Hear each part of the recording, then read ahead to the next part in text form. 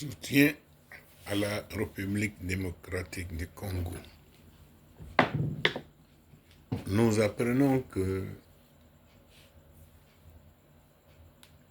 l'Union européenne et la Grande-Bretagne sont prêtes à envoyer une force de maintien de la paix au Congo, en faveur du Congo, paraîtrait-il.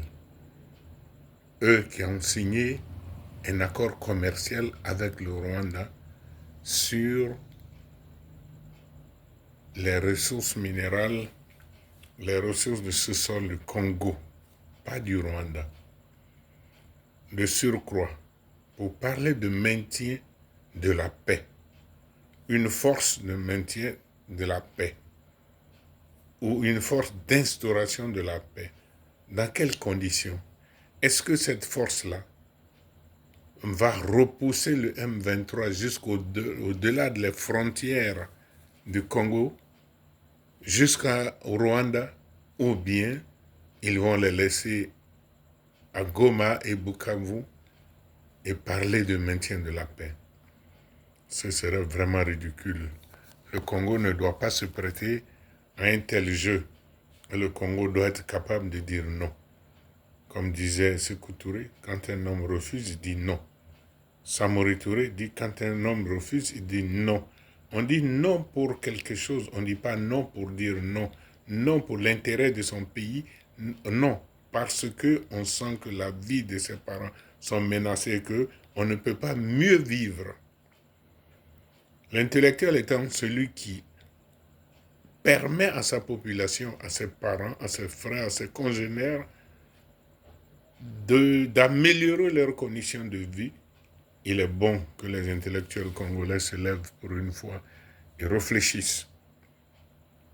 On ne saurait accepter une mission de maintien de paix que si et seulement si le Rwanda se retire avec son supplétif du M23 au-delà des frontières de la République du Congo et qu'il décide de ne plus jamais reprendre une telle attitude.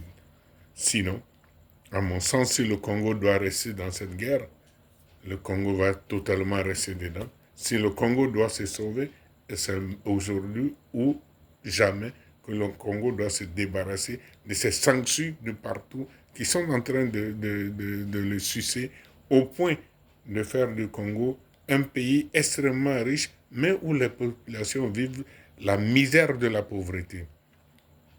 Il est temps que nous nous mettons à réfléchir, Africains. Après le Congo, ce sera autour de qui?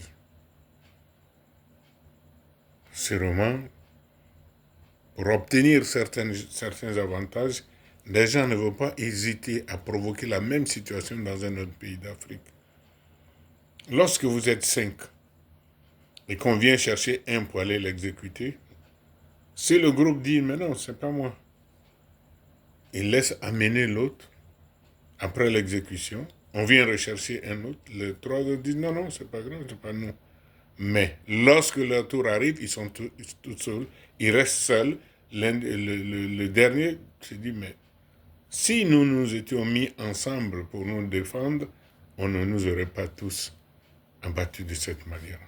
C'est pour cela que je demande aux Africains de réfléchir, de savoir qu'il est temps, grand temps de se lever aujourd'hui, penser au développement de l'Afrique, penser à construire l'Afrique, penser au bonheur des Africains.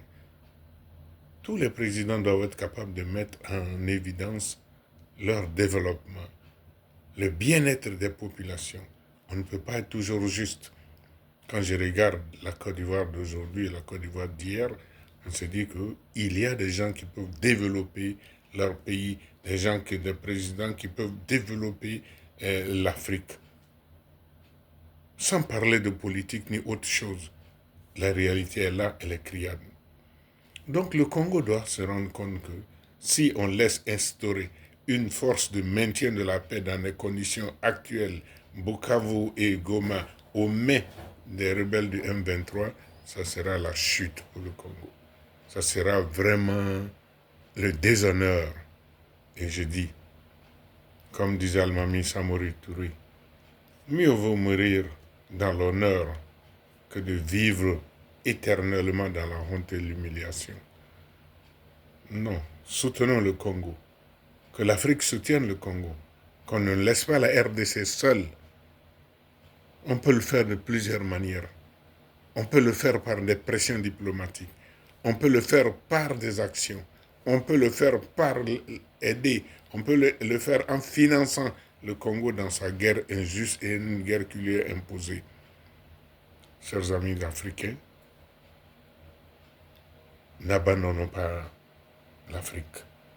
N'abandonnons pas le Congo. Il faut que des gens de présidents comme Paul Kagame quittent vraiment la direction des affaires en Afrique. Aller s'attaquer à quelqu'un d'autre parce qu'on est puissant, mais pourquoi?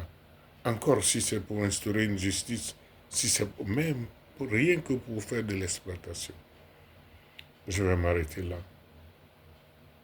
Et prions tous que Dieu sauve le Congo, que Dieu sauve la République du Congo démocratique, que Dieu protège son président, que Dieu sauve toute l'Afrique entière. Merci. Courage, le Congo va gagner.